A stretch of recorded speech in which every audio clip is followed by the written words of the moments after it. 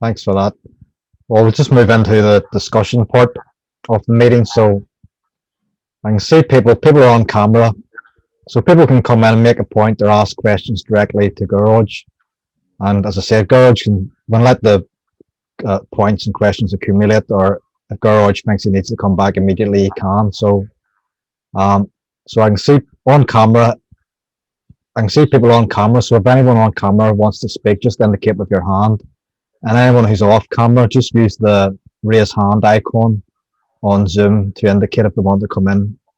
So I'll just ask the people to make contributions at this point.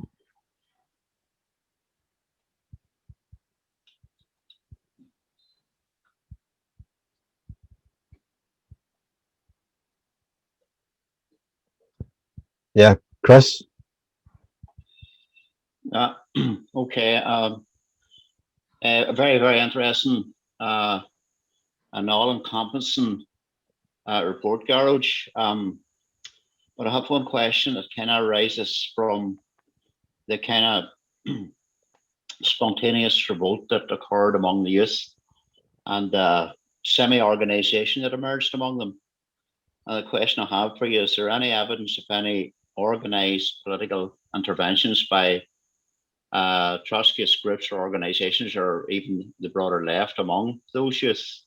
Is there any prospect for it developing? Is my question really. Thanks.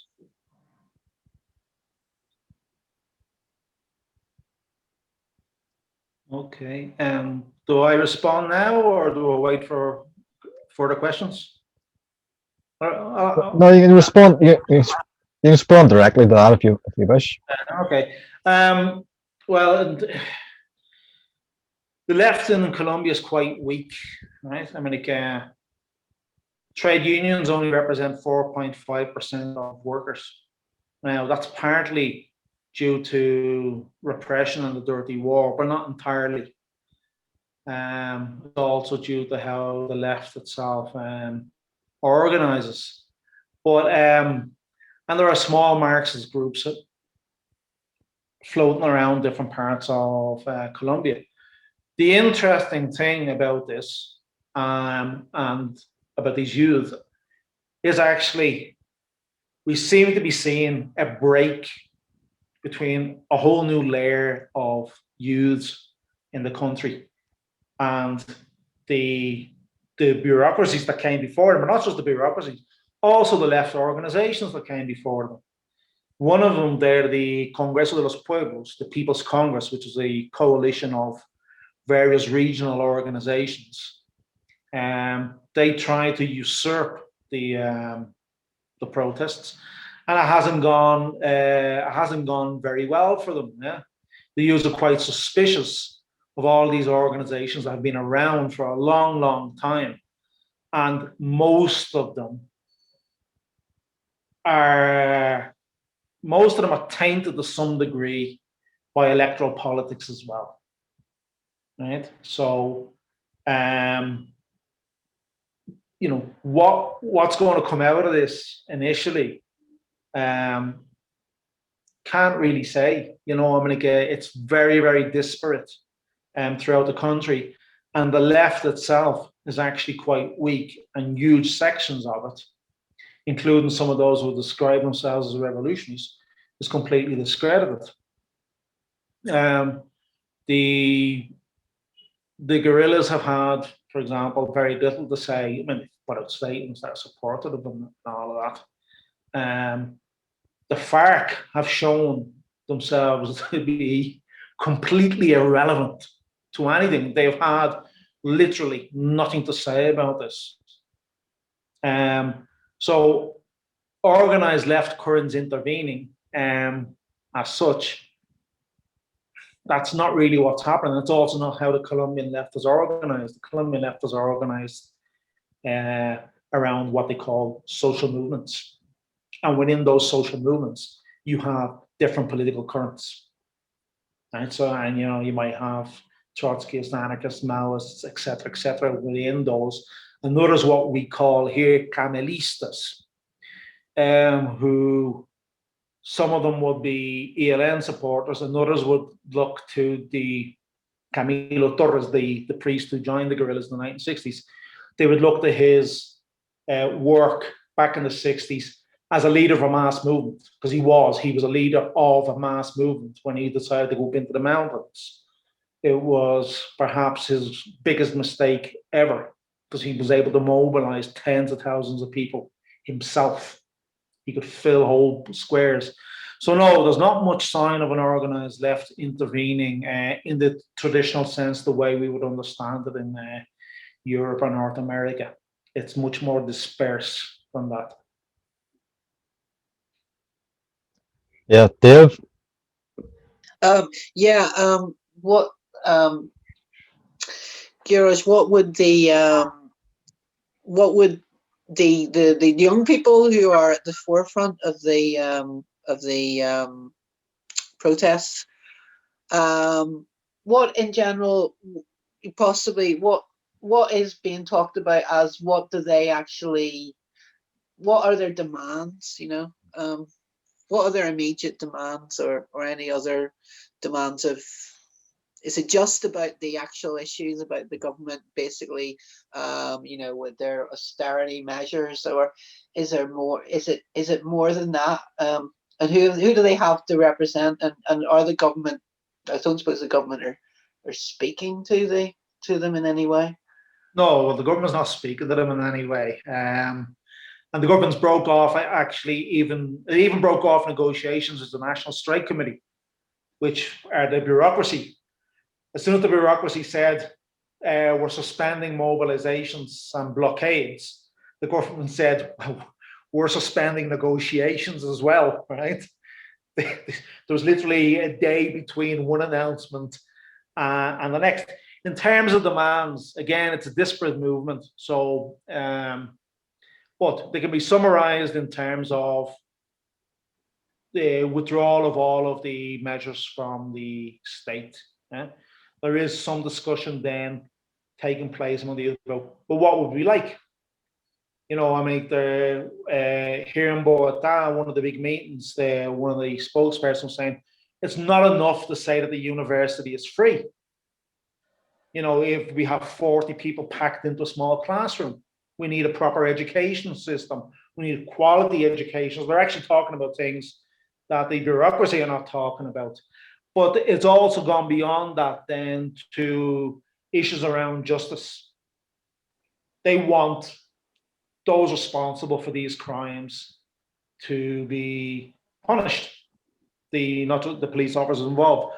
One of the things, is in Colombia, due to the armed conflict and due to the way it's being treated, people talking about things like international humanitarian law and international human rights law. These are terms in common parlance amongst a lot of the left, and even amongst a section of society. People understand this. They also understand concepts which, for example, in Ireland, I wasn't that aware of it. People will actually talk about chain of command responsibility for actions of police officers. So it's not enough that the police officer who killed somebody goes to jail. His immediate superior officers should also go to jail. And actually, you go all the way up the ranks, including to the rank of the Minister of Defense and ultimately the President. And because we've had these debates in Colombian society around the false positives, where the army took these young kids, dressed them up in uniform and shot them dead and presented them as guerrillas killed in combat. There's been a lot of discussion around that. And in the midst of the strike, Santos appeared before the Truth Commission to say basically, well, it wasn't me.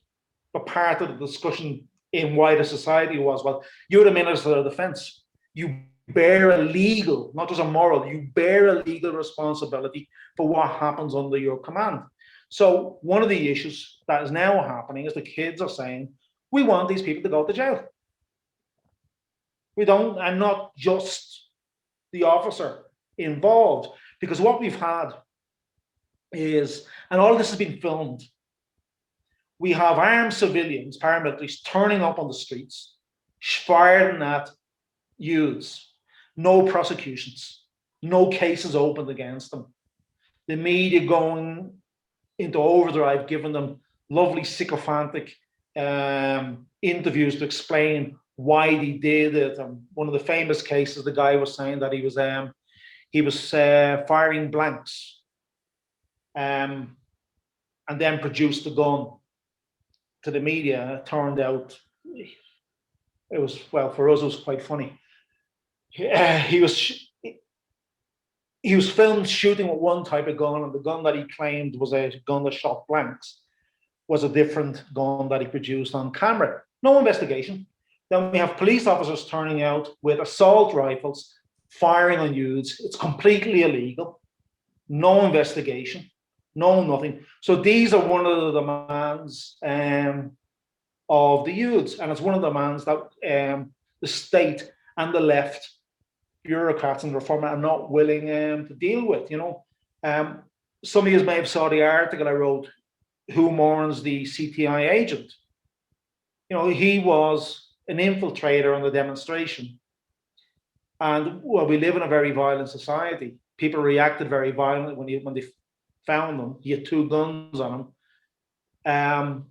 and he was shot dead. The reaction of the left was to demand an investigation. Right now, they are investigating this crime, but all of the high-profile killings by the state, and most of them, like I say, have been filmed. There's video evidence of what happened. So they want that and those other demands to be withdrawn, and they are beginning to discuss what type of society, in broader terms, they would like. For example, in the pandemic, we've just gone over 100,000 deaths in Colombia, in a country of 51 million. Most of those deaths are in stratas 1 to 3. Colombian society is divided in socioeconomic terms for state subsidies, or even for your utility bills. You get charged according to the social strata you're in. So 1 to 3 would be from the destitute poor to the badly paid working class. Strata 4, which is the only strata that gets charged what's considered the actual cost, will be working class with decent jobs, lower middle class, and then 5 and 6. Nearly all of the deaths in the pandemic have been in stratas 1 to 3. That's not accidental. People understand that. It's part of the health reform that took place here in the early 1990s.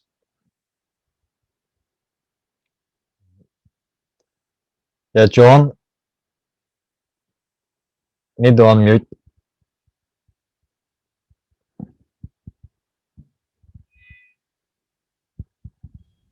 You're supposed to be in charge of that. Right, I'm going to nutter for a minute. So I think that we invited Gearóid to speak, and he's been reporting for quite a while now on a fairly major challenge to capitalism in Colombia. And the 2 questions that you ask are, how did you do that? And can you do it here? And the thing that makes that a relevant question is FARC, because FARC was the tail end of an international chain of peace processes that came to an end, really ended, I think, with FARC. I don't think there were any after that. And in a very short time, they seem to have disappeared from the scene. Not only have they disappeared from the scene, but the population they left behind seem to have no longer looked to them for anything to say.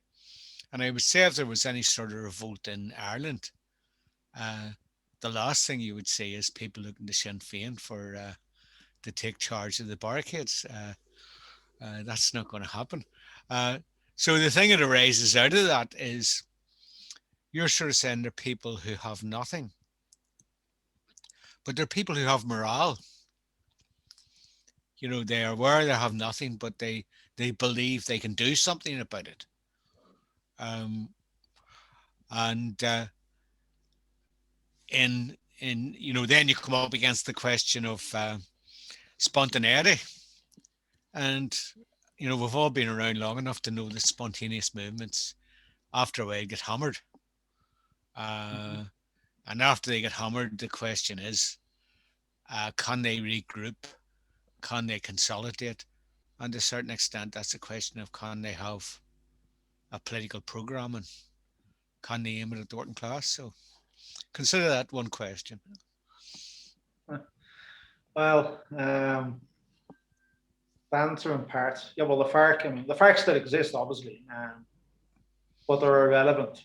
There's nobody looking to them, right? You would look to the traditional reformist leftists long before you would look to the FARC on almost any issue, right? And actually, when the National Strike Committee called off the demonstrators, the head of the FARC issued on Twitter, he says, "Oh, this is great. It'll stop the police killing the young people." Right? Now, that actually hasn't happened. The police are still killing young people.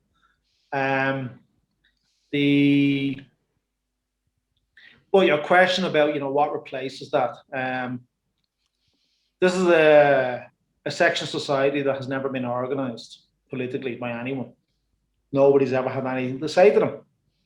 Nobody cares. They do not participate in elections. They are not going to the next time round. So nobody's ever had much to say to them or about them. So it's very early to say what will come of these attempts by them to organise from one neighbourhood in the city to the next, and from those coordinating bodies between cities, and what type of programme that they will come up with. But initially, from where we're at now, it's highly unlikely to be an electoral programme. Now, having said that, in Chile, they weren't into electoralism either, because actually in Chile, from the word go, the Communist Party wanted to call off the protests. Almost all of them. And the Communist Party has a certain weight in Chile.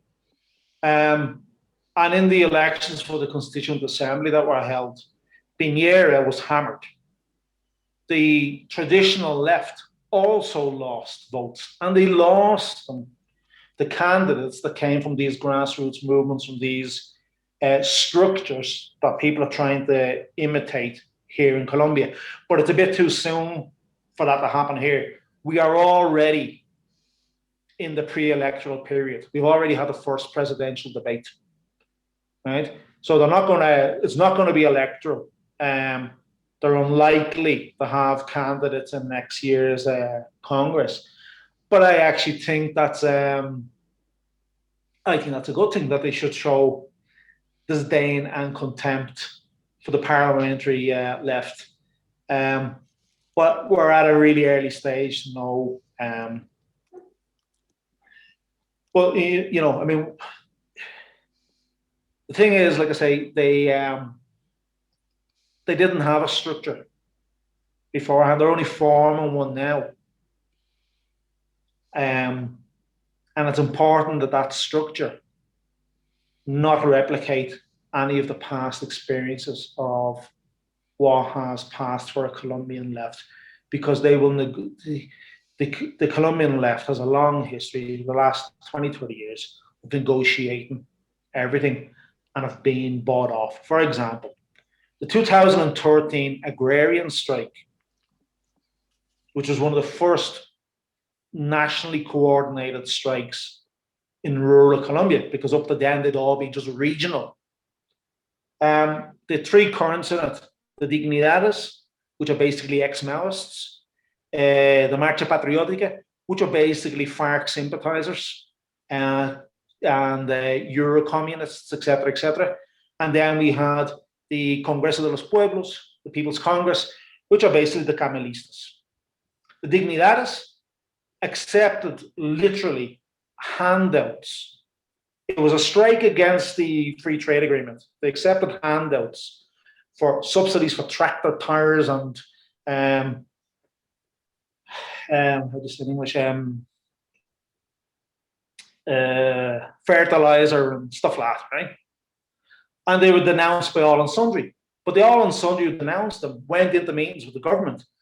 And the government just said to them, how much is this going to cost us? And they picked a figure out of their head, which I think was 150,000 million pesos. It's not a lot of money. It comes down to about $50 million. And they called off the strike. Right? And they got nothing. They didn't actually even get that money that they suspended the strike for. So these people are forming their own structures now. It's all quite new. And they're going to make major mistakes organizationally and maybe even politically. But it is far more interesting and hopeful than what has gone before it in the last 20 to 30 years. Well, at least the last 20 years. All right. So I'll just say we're coming up towards 8 o'clock. So if people who haven't had a chance to ask the question or make a point, I'd like to encourage them to come in soon. So I'll just have an indication from Rob. Yeah. Hi, comrades. I'm Rob Lyons, former international coordinator with Socialist Action in Canada. I've been living in Costa Rica since 2000 and 2008. I just want to put a couple of things in context that Gearóid has been talking about. The social movements that you see in Colombia are also being replicated basically throughout Latin America because of what's happened since 2008 and the change in the forms of imperialism that has created that class of people that is producing the youth vanguard that is emerging in the streets. Last year in Costa Rica, we had a similar month and a half uprising led by primarily young people who are, if they work, are working in the informal economy. That's a characteristic of the Latin American social structure. In Costa Rica, 40% of the working class works in the informal economy. That means no unions, no opportunity to contribute to the healthcare pension system and so on. The same thing happened in Chile. The same thing is going on in Venezuela now. The same thing is happening in Peru. It is a phenomena that will be replicated. I think that what's happening in Colombia will be replicated, has been in Chile, has been in Costa Rica, and will be in places like Argentina, where already there's beginning levels of struggle that are happening. It's happening in Brazil over the last couple of weeks, where there's mobilization to oust the government and so on and so forth. So the question is an international. This is an international phenomena, and you're quite right. I think the comrades are quite right when they put it in that kind of context. That, for example, in Chile, using what's there in the north of Chile, where the Communist Party has lost influence, it was replaced by a Trotskyist organization, which has increased its social weight, and forced the CP into constructing basically a coordination, the same kind of coordination that you're finding in Cali, which is handling everything from public health, defense of the protesters, and so on and so forth. It's a very interesting point that Gearóid is making in terms of this is a new phenomena, and it's a new political phenomena in terms of the rejection of the old structures of the left. And that includes the structures of the Trotskyist left in places like Colombia, where the PST, I think, has not made any major gains, at least reading their press and judging from what they're talking about. And maybe, Gearóid, you want to talk about that a little more, of how the Colombian situation is impacting in the rest of Latin America. for example, and you've been talking with, I know, people in Venezuela and talking to people from other parts of Latin America. What's your take on what's happening in Colombia and how it's affecting everybody else? All right, so I've had another indication from Michael. Michael? Hi, guys. Yeah. Jared, thanks for that presentation. Sorry I came a little bit late, and everybody else's contributions. I just want to make a quick point here.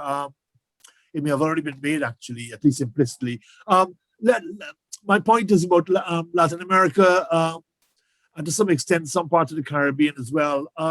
These are the whole region actually are plantation societies, essentially. They come from that mode of production from early plantation period. Whatever evolution they've undergone, they have still retained, especially in Latin America, very strong social and political relations coming from plantation.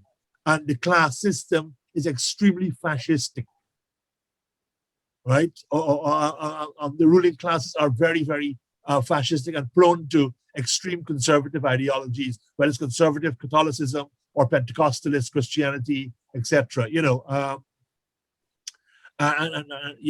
And one of the things about the United States in particular with regards to Trump is a large part of the Latin American vote in the United States came from people who come from the upper stratas of Latin American diaspora.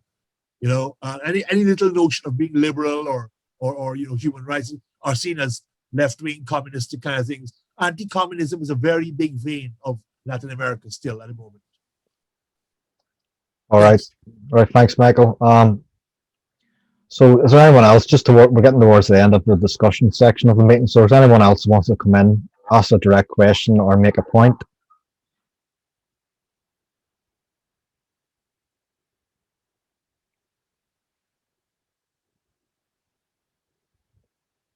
No, so